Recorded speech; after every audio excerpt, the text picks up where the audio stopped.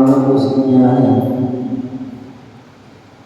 बोले भगवान हमें मन वचन और काय में से मन वचन और काय में से हमें सबसे पहले किस पर नियंत्रण करना चाहिए?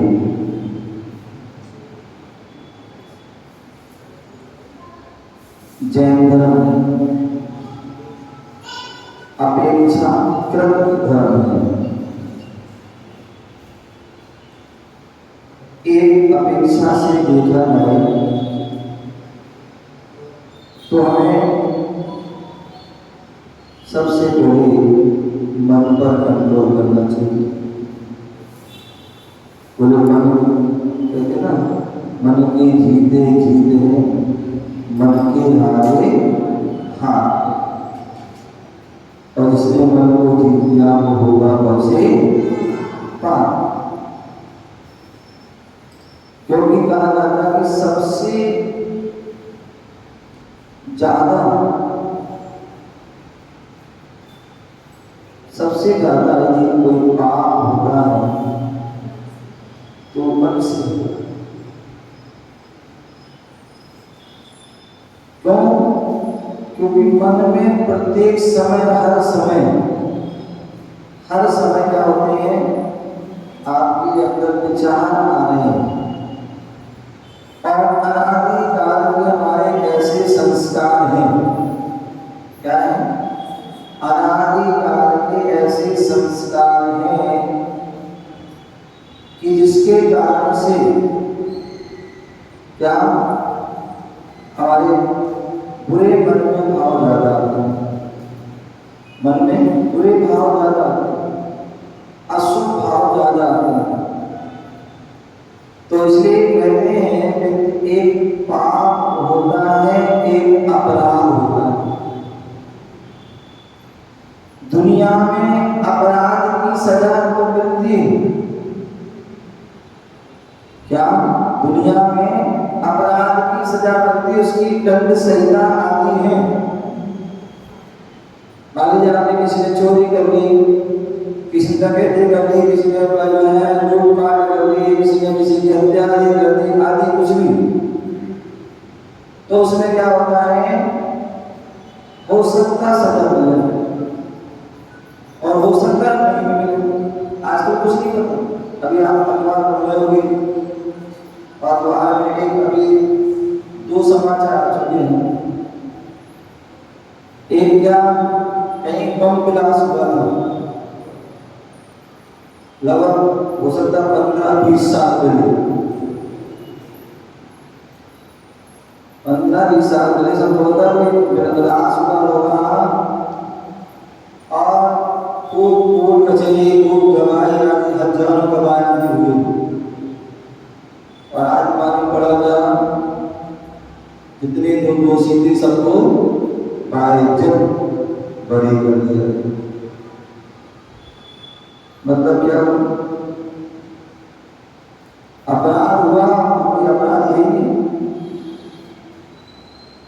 है। एक नहीं तो कैसे अभी एक जो है अखबारों में तो ऐसे ही है। तो मतलब कहने का तात्पर्य जो है, हो सकता अपराध कर रहे हो आप, और हो सकता है सही हो, जज है सही, सबूत आदि मिलेंगे। भारतीय संविधान में सबूत चाहते हैं। अब सबूत चाहे झूठे हो चाहे वो सच्चे हो, सबूत है तो सजा मिल जाती है, कोई दोष नहीं। तो कई बार दोषी निर्दोषी भी हो जाता है, और निर्दोषी दोषी भी। लेकिन एक अपराध पाप होता है, क्या होता है? एक पाप होता है। अब पाप कैसा होता है? पाप वो होता है जो मन से होता है। मन में आपके जो है वो भाव हुए कि मैं इसको जो है मार दूंगा, मार डालूंगा, और हो सकता आप उसकी योजना भी बनाओ, और शरीर से क्रिया कितनी करो, लेकिन हो सकता जो है आप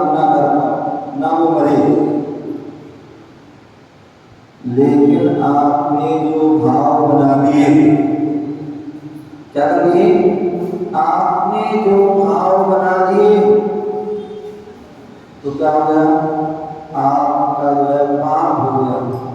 अथवा आप नहीं कर पा रहे हैं लेकिन आपके अंदर जो भाव चल रहे हैं या आपके अंदर वो योजना चल रही है, तो क्या होगा, आपको जो है दोष लगता रहेगा। तो इसलिए सबसे अच्छा है कि आप मन पर जो है कंट्रोल करें। मन पे कंट्रोल हो गया तो वचन पे भी कंट्रोल हो जाएगा और काय पर भी कंट्रोल हो जाएगा। एक अपेक्षा से दूसरी अपेक्षा से हम क्या बाहरी कोई कार्य कर रहे हैं, कोई बोला हिंसा कर रहा है, चोरी कर रहा है, लूट कर रहा है या गलत गलत कार्य कर रहा है, तो निश्चित ही जब शरीर से कर रहा है तो वचन से भी जुड़ता है, भाव से आ जाते हैं।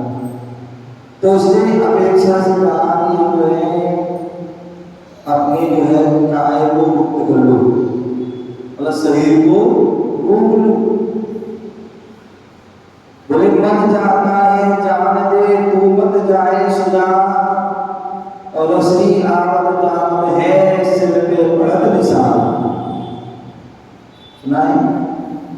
बोले कई बार चौथा कि हो सकता है मन कंट्रोल नहीं हो रहा है, मन चला गया ऊपर, लेकिन बोले तुम तो नहीं जाओ। मान लीजिए आपका नियम था कि हमें जो है रात्रि में भोजन नहीं करना है, और मान लीजिए घर में ही खाना बनना बढ़िया है, रात का बढ़िया खाना बनना, बढ़िया पकवान बनना है, अब मन करना है खाने का है, लेकिन उसे भी याद है मैंने नियम दिया था,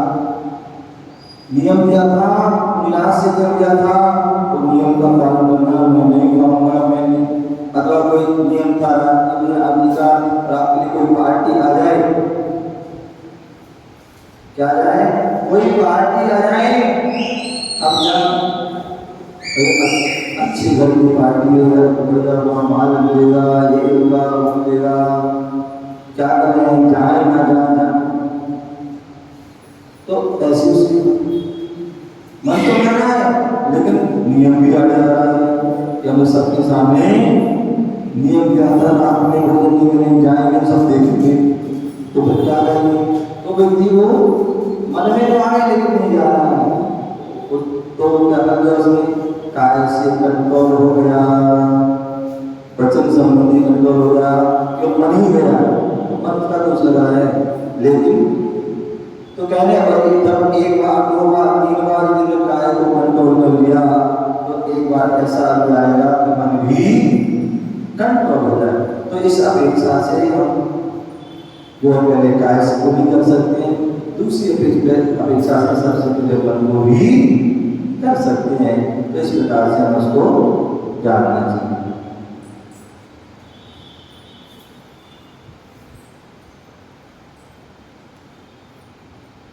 लब्ध जैन ने जो है एक प्रश्न किया है, एक कथानक आती है, चंद्र कौशिक की आती है, हालांकि वो संभवतः जो कहानी श्वेतांबर की कहानी है, लेकिन आती है कि जो है भगवान मुनिराज आदि महावीर, तो उन प्रसिद्ध भगवान महावीर स्वामी को सामने काटा तो रजत क्यों नहीं निकला, ये जो है आया, ठीक है ना। तो ध्यान रखिए, पहली बात तो जो भगवान होते हैं, तीर्थंकर होते हैं, वो सामान्य व्यक्ति नहीं होते, क्या तीर्थंकर होते हैं वो सामान्य व्यक्ति नहीं होते, तीर्थंकर जो है विशेष व्यक्ति, विशेष तीर्थंकर प्रकृति का पुण्यात्मा जी में जब उनके हम जन्म के जो है अतिशय देखते हैं तो उसमें क्या आता है, श्वेत रुधिर, क्या श्वेत रुधिर उनका जो अक्ष है, ठीक है ना, उनके शरीर में क्या होता है, श्वेत रुधिर। दूसरी बात ये भी आता है शास्त्रों में कि जो तीर्थंकर आदि होते हैं वो सप्त धातु आदि से रहित होते हैं, सप्त धातु से रहित।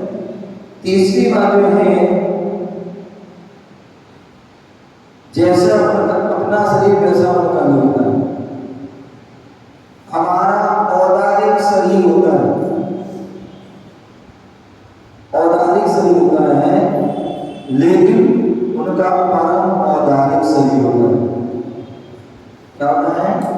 परम औदारिक शरीर होता है।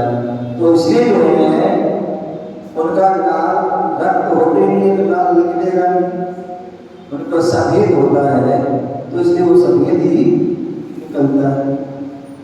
दूसरी बात जो है, पहले ऐसी जो है, तो तीर्थंकर महापुरुष होते हैं, उनके अंदर दया, करुणा, प्रेम, वात्सल्य उनके अंदर कूट कूट के जो है भरा होता है, और जिसके जो है सब एक भरे होते हैं तो उनके परिणाम भगवत में विशुद्धि होती है, और विशुद्धि होती है तो क्या होता है, उनके रुधिर भी सफेद हो जाता है।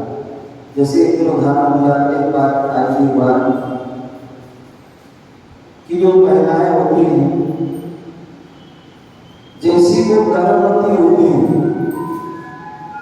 क्या होती है, गर्भवती होती हैं तो उनके स्तन में दूध आ जाता है। क्या आता है? उनके स्तन में दूध आ जाता है। अब जो है सामान्यता तो है तो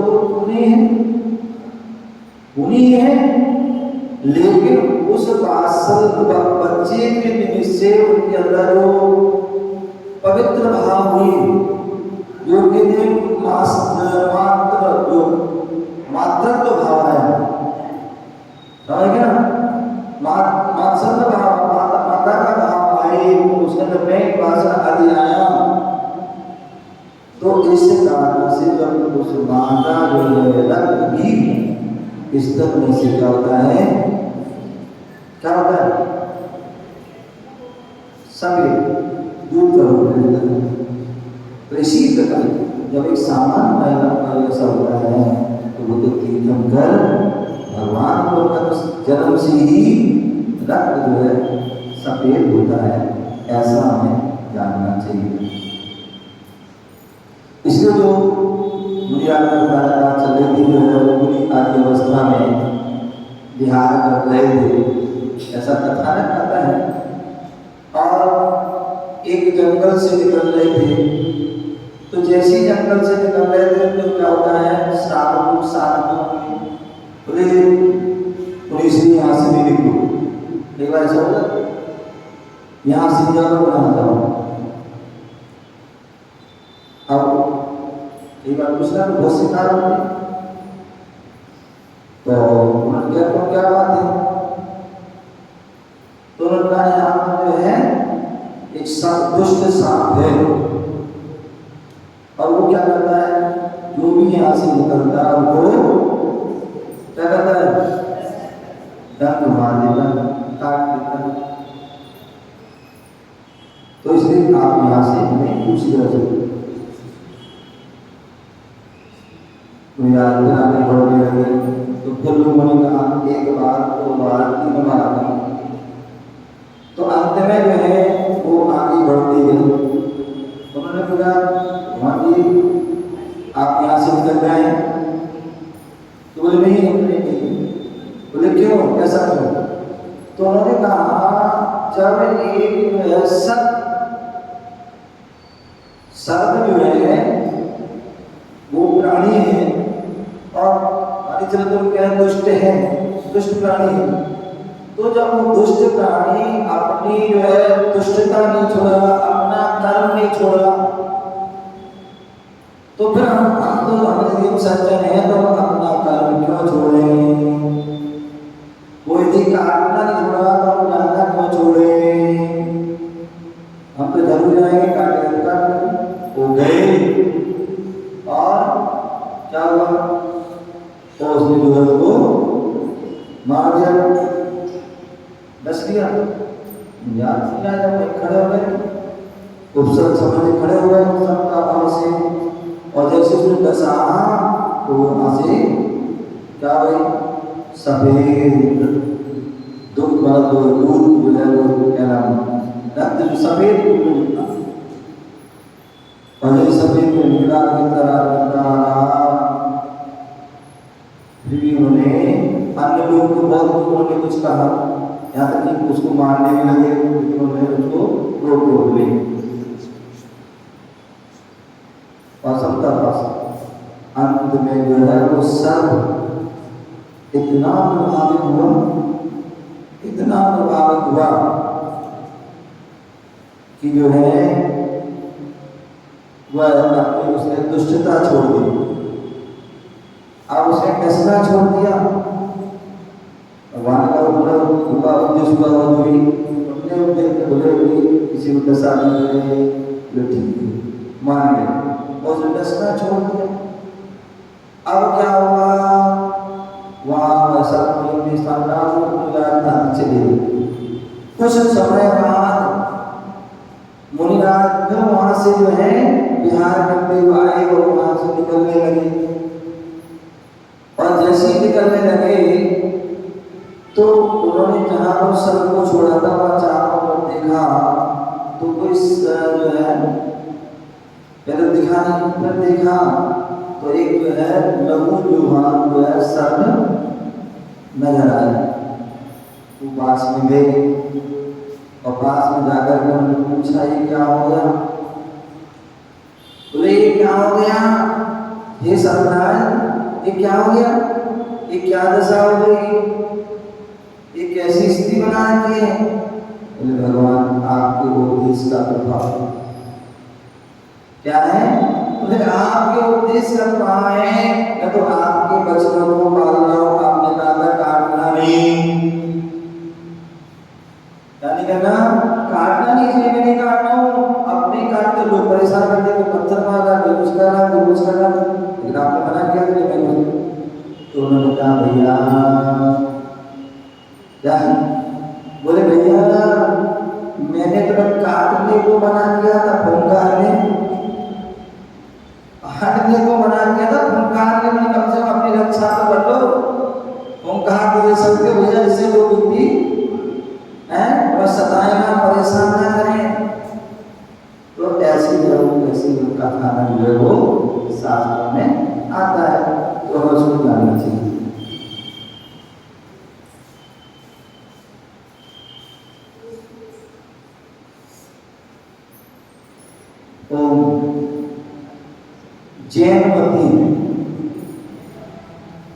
जैनमती का प्रश्न है।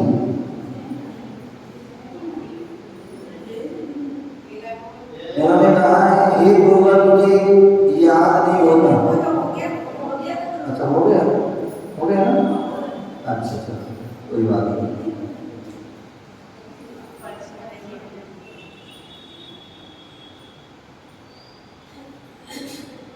एक शायद हो गया था, माला देने वाला हो गया था, देवी वाला का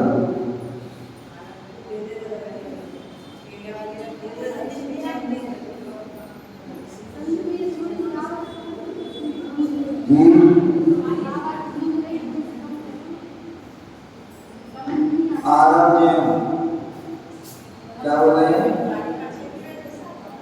आरण्य बोल रहे थे क्या?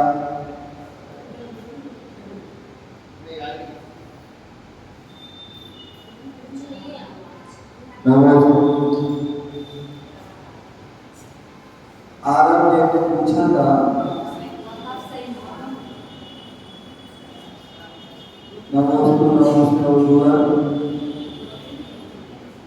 जिज्ञासा है हम बच्चे ऐसा एग्जाम के कारण पाठशाला में मिला पाते हैं, ये भी हो गया था।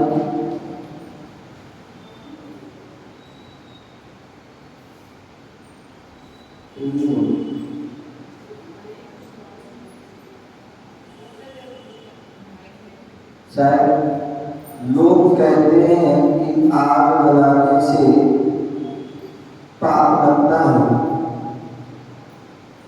मगर जब हम आरती और महा आरती करते हैं तो हमें पाप नहीं लगता क्या? ये जो है आज्ञा जैन ने प्रश्न किया है, क्या किया है? पूरे लोग कहते हैं कि आग जलाने में पाप लगता है, मगर जब हम आरती करते महाआरती करते तो पाप नहीं लगता क्या? तो भैया आप स्वयं बता रहे हैं कि आग जलाने में पाप लगता है क्या? घर में आग क्यों जलाते हो? गैस चूल्हा क्यों जलाते हो? गैस चूल्हा जलाते हैं। ध्यान रखिए, हमारे यहाँ दो मार्ग हैं, एक श्रवण मार्ग और एक श्रावण मार्ग, एक मुनि धर्म और एक गृहस्थ धर्म, ठीक है ना। मुनि जो राज होते हैं वो आरंभ सारंभ के त्यागी होते हैं, वो स्थावर और त्रस हिंसा के त्यागी होते हैं। क्या होते हैं? मुनिराज जो है त्रस हिंसा स्थावर हिंसा इसके त्यागी होते हैं, अथवा चार प्रकार की जो हिंसा में संकल्प हिंसा, आरंभ हिंसा, उद्योग हिंसा, विरोधी हिंसा, इनके त्यागी होते हैं। कौन? मुनिराज। आप लोग हो क्या? नहीं। तो इसलिए साधक जो है इन हिंसाओं में केवल एक हिंसा का त्यागी है। कौन सी? संकल्प की हिंसा। संकल्प पूर्वक हम किसी की हिंसा नहीं करेंगे, ऐसा जो है वो उनका त्याग, अथवा त्रस हिंसा का त्याग। इसका त्याग है त्रस। स्थावर हिंसा का त्याग नहीं। एक हिंदी आप ले जा मकान बनाते हो, मकान बनाते हैं, खेती करते हैं, कुछ करते हैं, तो उसमें आप जो है जमीन आदि खोदते हैं, नहीं खोदते हैं, करते नहीं करते, उसमें जीवों की हिंसा होगी। आपको ग्रस्त है, उसमें आप करना ही पड़ेगा। आप चल खाए, नहा रहे हैं, स्नान कर रहे हैं, आदि सारे क्रियाओं में आप जल को उपयोग कर रहे हैं, उसमें भी हिंसा होगी। वायु का एक पंखा चल रहा है, कूलर चल रहा है, ऐसी जगह और भी चीजें हैं, इनमें भी हिंसा होगी। और अग्नि का है, खाना बना रहे हैं, और भी बहुत सारी क्रियाएं कर रहे हैं, उनमें क्या होता है? हिंसा हो रही। वनस्पति का है, इतनी वनस्पति है, चाहे वो कुछ भी हो, खाने पीने वो सब में हिंसा। तो इसलिए जो है क्या है, अब श्रावक बच नहीं सकता। यदि वो पृथ्वी का हिंसा नहीं करेगा तो जो है जो रहेगा कहाँ क्या करेगा, इत्यादि कुछ नहीं करेगा, क्या खाएगा क्या। तो इसलिए वो भी जल जल नहीं बगल में यूज करेगा तो भी उसके नाम चल पाएगा, सारा काम बिगड़ जाएगा। अग्नि जलाएगा तो खाना पकेगा कैसे, कैसे खाएगा। तो इसलिए जो है क्या होना चाहिए, जो 5 स्थावर जो है काय की जो हिंसा आरंभ सारंभ से होती है या व्यापार आदि के माध्यम से होती है, वो हिंसा तो होगी। बस इतना ध्यान रखना है कि हम अनावश्यक न करें। क्या? अनावश्यक न करें, अथवा जितना हो सके हम रहें, क्या करें? सावधान रहें। मकान आदि बना रहे हैं, आप जो है हिसाब से लिया जमीन आदि तो आए, आपको छोटे जीवों को खतरा में पता ही नहीं पड़ेगा, लेकिन आपको सांप बिच्छू आदि होते हैं वो तो ना मरे, बाकी छोटों का प्रयास करें। हम जल यूज कर रहे हैं, जल को आप छान करके यूज करें, क्या छान करके करें अथवा गुनगुना प्राशुद्ध आदि करके करें, ये तो चल सकता है, कम से कम करें ये चल सकता है।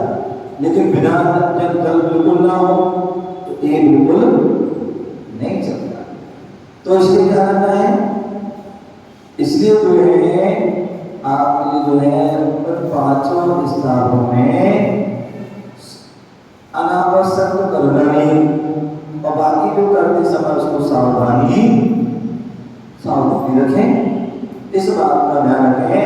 तो इसको कि अन्य सारे गृहस्थी के कार्य में तो पाप लगते हैं आपको। हाँ, यदि आप पूजा कर रहे हैं और पूजा कर रहे हैं, अब उसमें पानी गर्म चाहिए, आपको सामग्री हो गई, पानी गर्म चाहिए, अब पानी गर्म कैसे होगा है?